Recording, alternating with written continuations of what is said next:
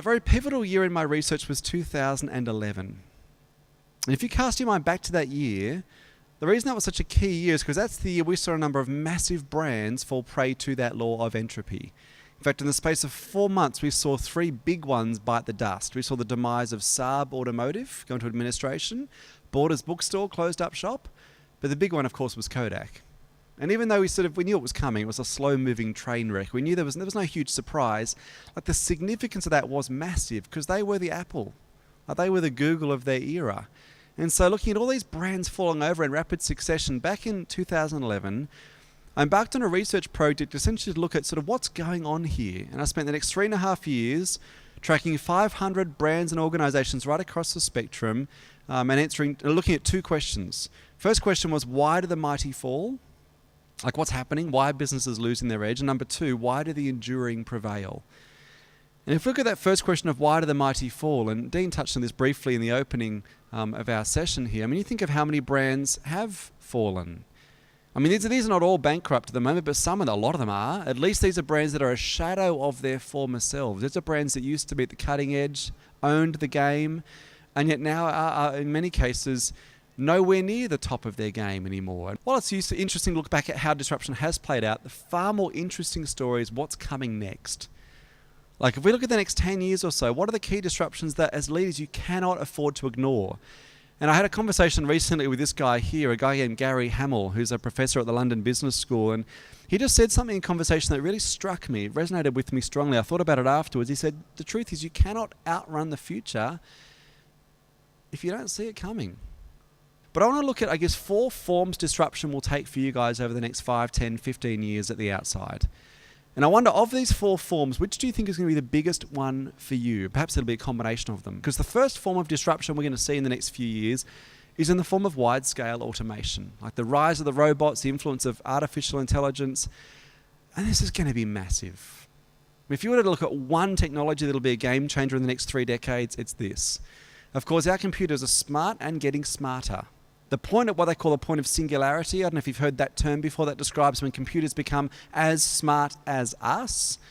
They're expecting to get there between 2029 and 2035.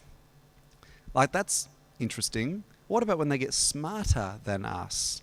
And that's when we get to a point they call artificial superintelligence. This is like the Terminator movie style AI.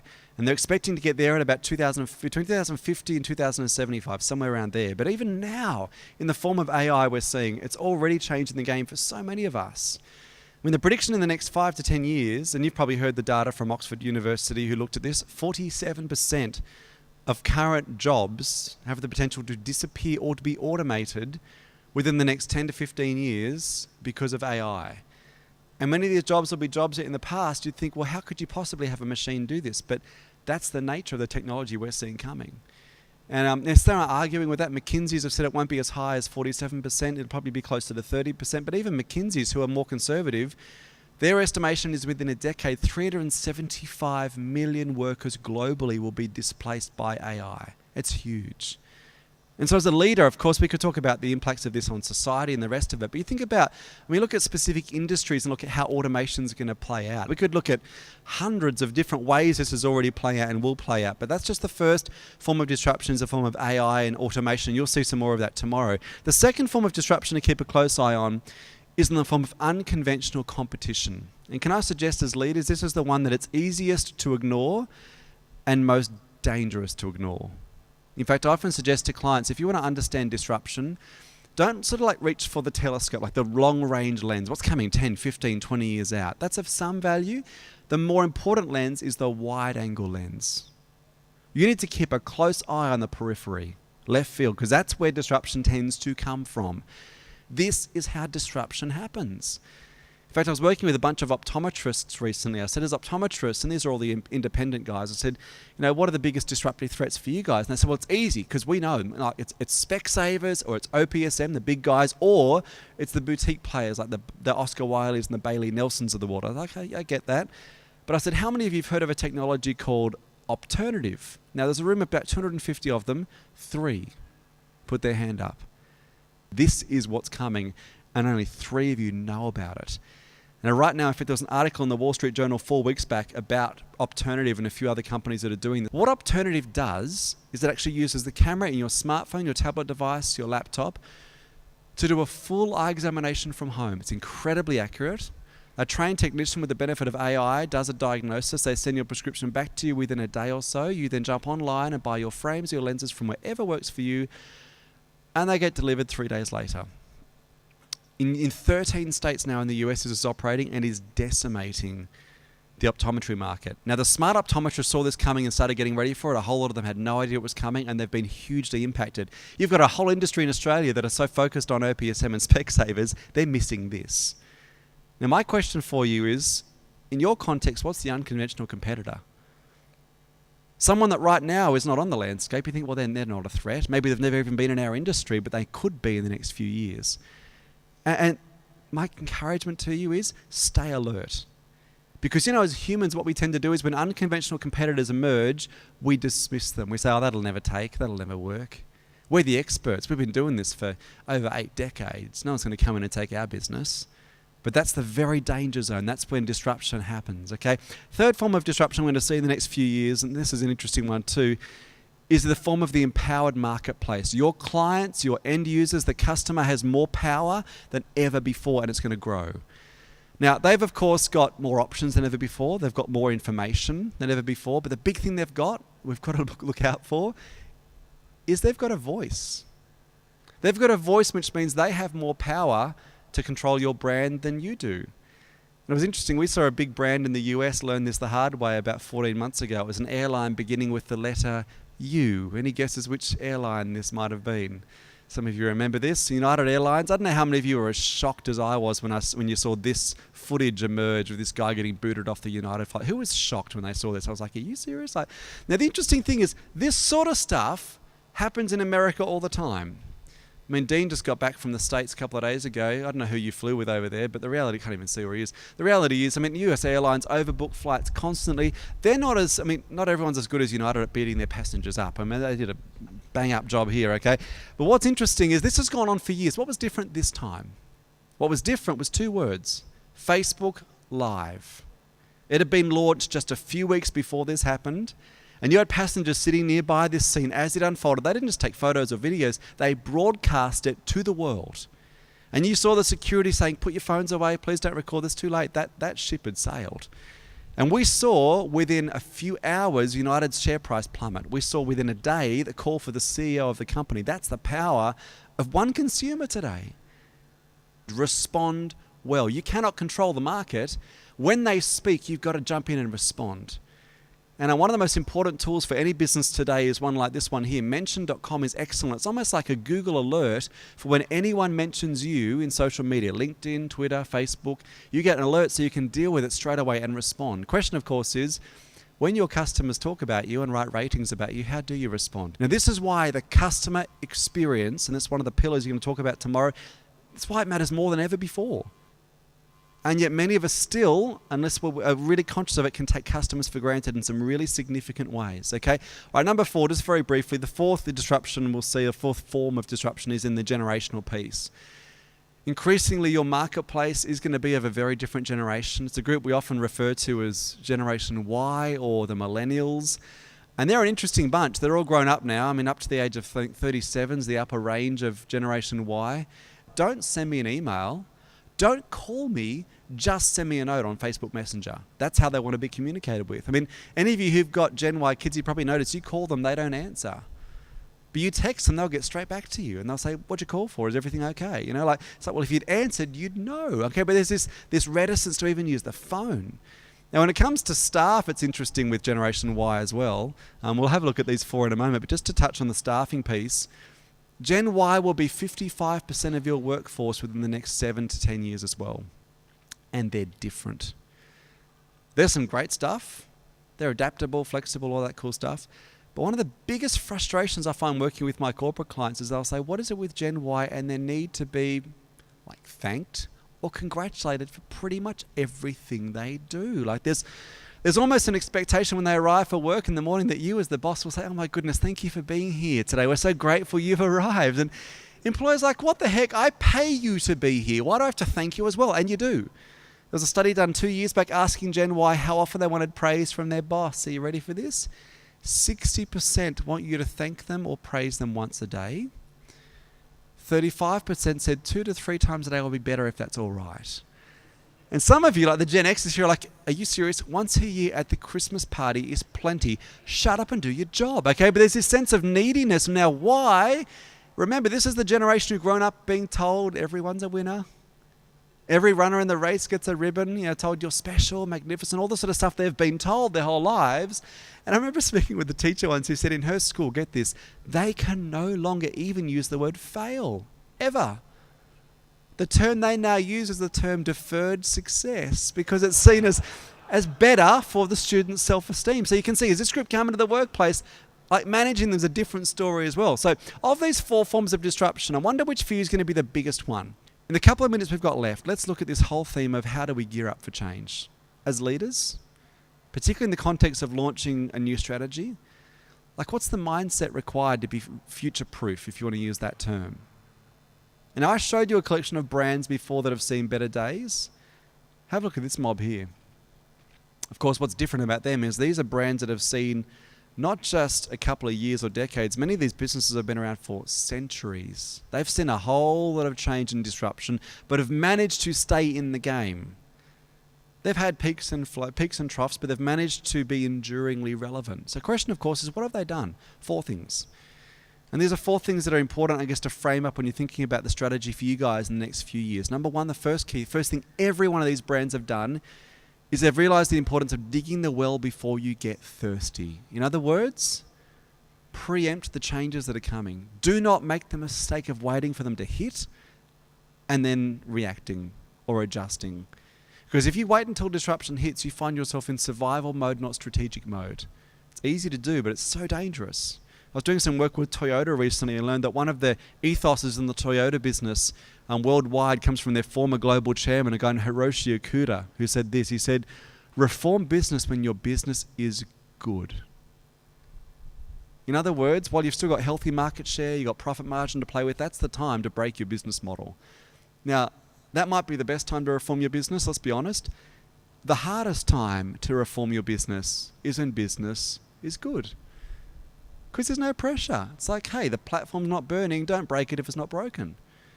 And yet, that's the very mentality we need if we're going to stay one step ahead of the changes and the challenges that are coming. And there are some great examples of brands that have done this. I wonder how many of you know the brand connected with this product on the screen here. Who knows this brand out of curiosity? You know it? Was it Corning? Yeah, Corning So Corning have been around for coming up to 180 years. What's cool about them though is this. If you go back to the beginning of last century, early 1900s, most of their cash came from making light globes. They were one of the best in the world at doing it. Problem was they realized while it was still a great business, storm clouds were building on the horizon. A whole lot of, a flood of competitors coming in. They saw, the writing was on the wall, it had become a commoditized product. They couldn't stay there. That's when they went into the cook and kitchenware market. Now what's interesting is most of us still think of Corning as this stuff in our kitchens at home right now. What you may not know is most of their revenue today comes from products that weren't even invented a decade ago. In fact, one of the key markets for them right now is the medical device market. This, for instance, is a diagnostics board being used in surgical wards right now around the world, made using Corning glass. I was working with Medtronic last year, the big medical device company. They were telling me one of their products, this was interesting, is a capsule you can swallow. It goes throughout your system, taking video footage of what's happening inside your digestive tract, which sounds horrifying, really. And it comes out the other end and someone hoses it off and somehow they download the footage. But they were telling me the tiny lenses in these capsules are actually made by Corning, using the same formula for glass making they've used for over 150 years. This is a great example of a business that stayed true to what they were good at, but pivoted, went into different areas to make sure they didn't get disrupted. And I think the challenge for all of us is to do this, and it's not easy. I'm guessing many of you have probably heard this quote from Einstein on the screen. He said, insanity is doing the same thing over and over again, expecting to get a different result. Who's heard that before? Probably most of it. It's almost a cliche today. Can I suggest, though, and follow me here, if Einstein were defining insanity in 2018, in light of all the stuff we've got going on right now, I reckon he'd actually define insanity today the opposite way. I reckon he'd say this: Insanity today is actually doing the same thing over and over again, expecting to get the same result.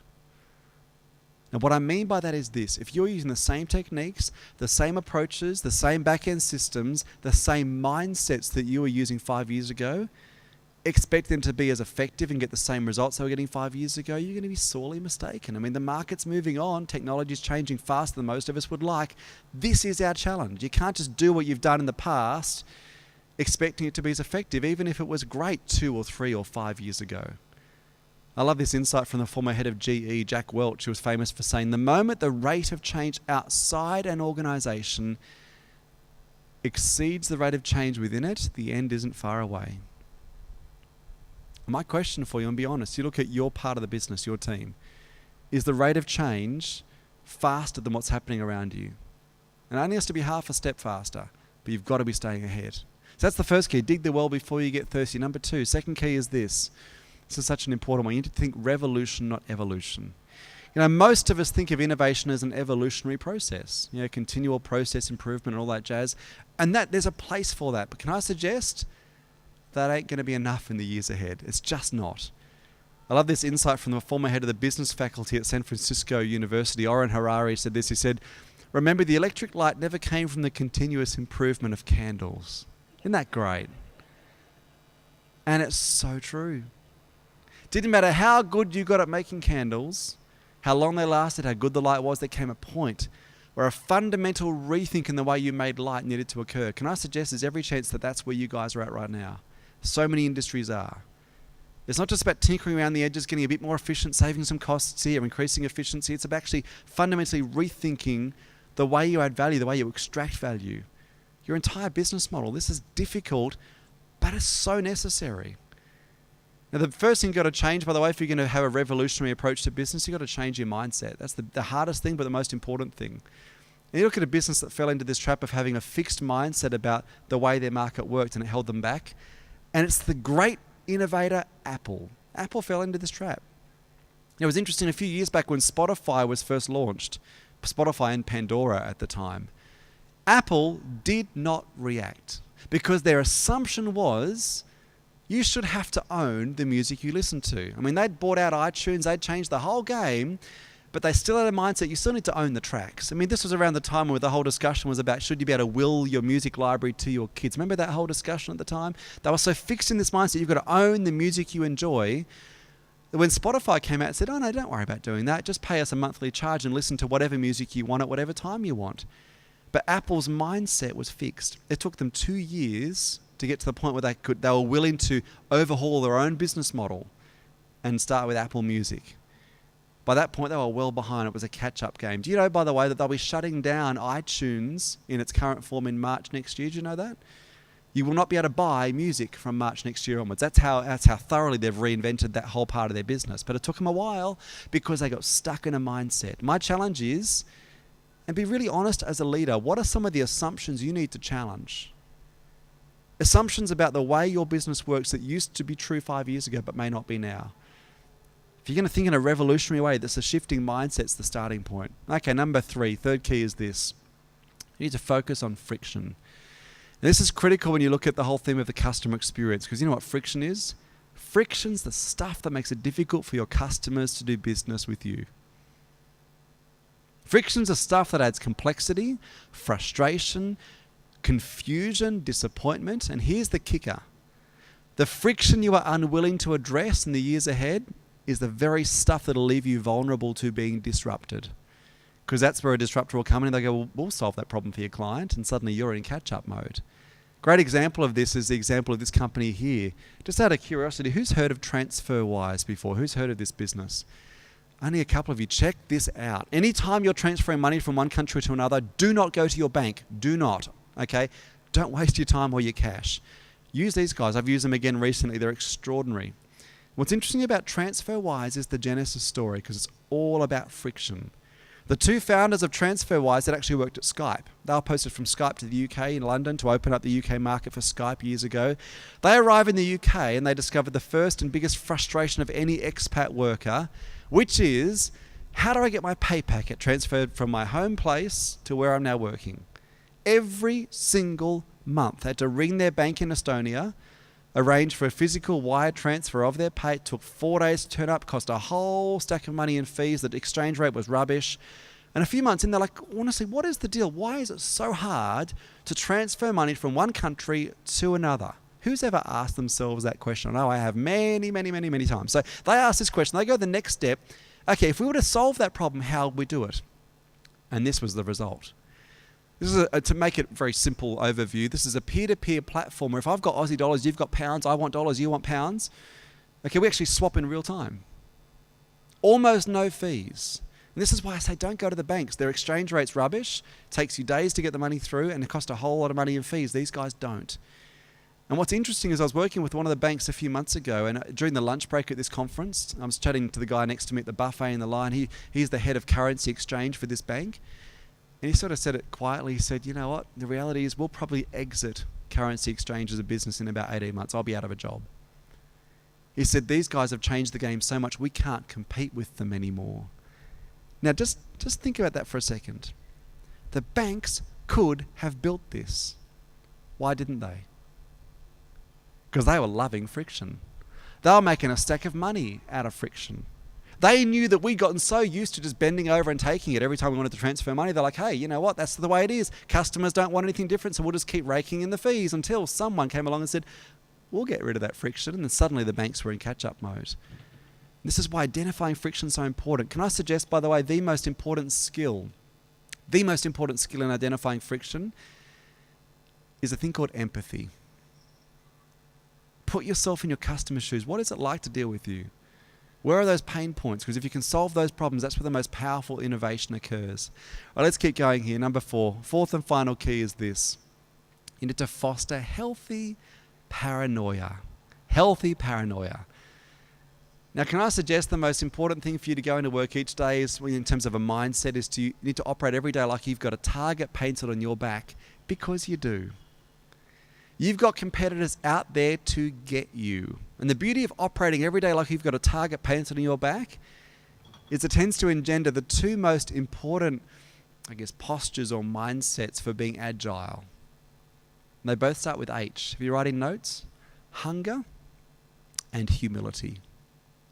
The moment you lose those two things, that's the danger zone. Because what's the opposite of hunger and humility? Complacency and arrogance. And it happens so easily once you've been around for a lot of years and you think, hey, we're the biggest, we're the best, we're well known, we're reliable, we're solid, we've got a good brand. Because the old saying is true, the moment you think you've made it, you've passed it. You can never fall into that complacency trap. And I reckon one of the best examples of a business that's kept healthy paranoia at the core of their business is the example of Facebook. I don't know if you saw this in the news a few years ago. Facebook passed a big milestone about 4 or 5 years back. And in response to this milestone, rather than just having a party, and they had a big party to celebrate it, Facebook's leadership did something unusual, particularly for a digital company. They distributed a printed book, this book here, to every employee at Facebook HQ. Became known as Facebook's Little Red Book. And this book, we were told, was basically the summation of Facebook's DNA, the values, the principles that have made them successful. Because they realized as the company had grown, lots of the new staff weren't around in the early days to catch that stuff by osmosis. Now, for many months, the contents of this book were a closely guarded secret. But I did manage to get a copy of this a few months after it was distributed. And my favorite page in this book, there's some really cool stuff in this book, but my favorite page is this one here. If we don't create the thing that kills Facebook, someone else will. That is like the definition of healthy paranoia. That whole mindset, the mindset that goes with this is so important. Now, you could say with the whole Cambridge Analytica thing, they did a really good job of sort of killing their own business about 6 months ago. But it's interesting, what if you went into work every day with the mentality of, if we don't create the thing that kills Hastings Deering, someone else will? That's an uncomfortable notion, but that's actually the very mentality necessary. It's interesting, it actually reminds me of one of Steve Jobs' most famous quotes. Steve Jobs said this years ago, if you're not willing to cannibalize your own business, someone else will do it for you. And they'll never do it with your best interests in mind. And we started our time together talking about Netflix and Comcast and NBC Universal. They're not the only ones who made that mistake. You look at what happens when a business fails to have healthy paranoia. Check this out. Back in, 2008, I think, the CEO of Blockbuster said this: Netflix is not going to be a serious competitor to us anytime soon. What's amazing about this? A few years earlier, Reed Hastings had offered to sell Netflix to Blockbuster for $15 billion. You know what they said? No thanks, not interested. That's what happens when you've got a lack of healthy paranoia. Can I urge you, do not fall into this trap.